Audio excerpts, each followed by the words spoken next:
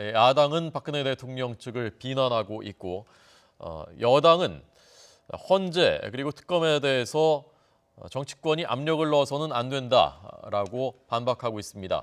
염혜원 기자 연결되어 있습니다. 자, 우선 지금 진행되고 있는 대정부 질문 오늘 경제 분야인데요. 이것부터 먼저 짚어보고 하겠습니다. 어떻게 진행되고 있습니까? 네, 조금 전인 2시부터 경제 분야 대정부 질문이 시작됐습니다. 유일호 경제부총리 등 국무위원 8명이 참석했고 모두 12명의 의원이 질의하게 됩니다. 여야 의원들은 구제역과 AI 문제, 가계부채 등 민생 경제와 경제 활성화 법안에 대한 정부 방침에 대해서 물을 계획입니다. 또 미국 트럼프 행정부의 경제 정책과 중국의 경기 둔화 대응 방안 등 대외 정책도 주요 쟁점입니다. 이와 함께 유 부총리에게 황교안 권한대행의 출마 여부에 대한 입장도 물을 것으로 알려졌습니다. 황 권한대행은 내일 비경제 부문의 대정부 질문 출석 요청에는 아직 답하지 않고 있습니다. 야권에서는 출석하지 않으면 아예 질의를 거부하겠다는 움직임까지 일고 있어서 논란이 예상됩니다. 네. 자, 박 대통령 대면 조사 그리고 헌재 탄핵 심판 시기에 대해서 오늘 공방이 벌어지고 있다고요? 네, 그렇습니다. 더불어민주당은 오전에 정책조정회의에 이어서 의원총회를 열었습니다. 이 자리에서 대통령 대면조사 무산을 강도 높게 비판했는데요. 추미애 대표는 민주당이 탄핵을 완수하겠다는 비장한 각오로 다시 결의를 모아야 한다고 밝혔습니다. 입춘 대길이 아니라 탄핵해야지만 대길이 열린다. 탄핵 대길이라고 하셨듯이 이번 11일을 기점으로 해서 다시 한번 나라의 명운을 촛불을 들고 밝히는 국민의당 주승용 원내대표도 박 대통령 측이 날짜가 공개됐다는 이유로 조사를 무산시켰지만 이는 명분 쌓기에 불과하다 이렇게 일축했습니다. 범여권인 바른정당도 불리한 상황의 수사를 좋아할 사람은 없지만 많은 국민이 지켜보고 있으니 박 대통령은 헌법 원리를 깨는 일이 없어야 한다고 말했습니다.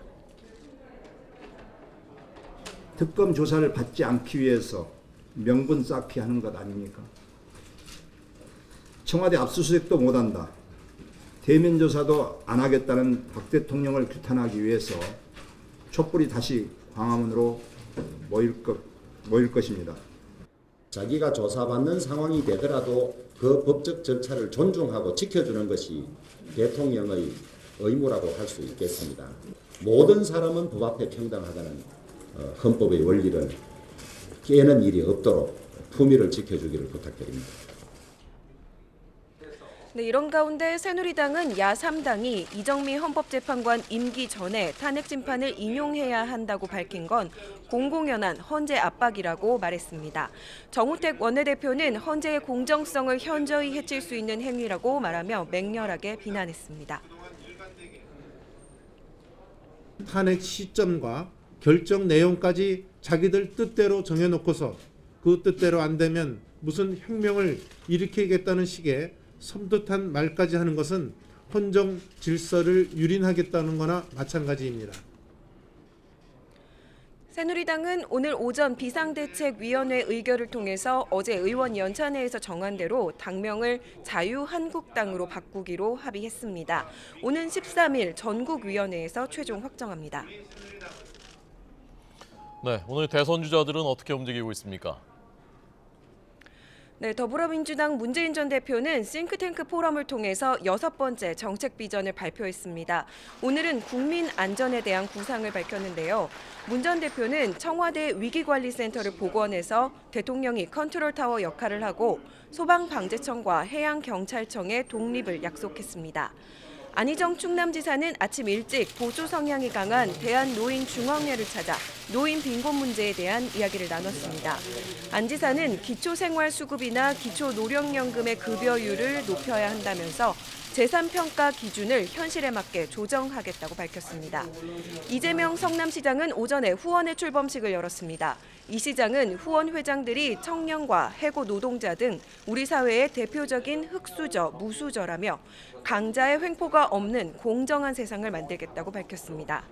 서울에 있는 IT 특성화 고등학교를 찾은 국민의당 안철수 전 대표는 현재 교육 체계는 4차 산업혁명 시대에 맞지 않는다고 지적했습니다. 범여권 후보들도 바쁘게 움직이고 있습니다. 바른정당 유승민 의원은 대한상공회의소를 찾아 규제 완화를 요구하는 경제계의 목소리를 들었습니다. 남경필 경기도지사는 창업과 해외 진출을 준비하는 스타트업 캠퍼스 교육생들을 만나서 청년 창업 장려 대책을 놓고 토론을 진행했습니다. 지금까지 국회에서 YTN 염혜원입니다.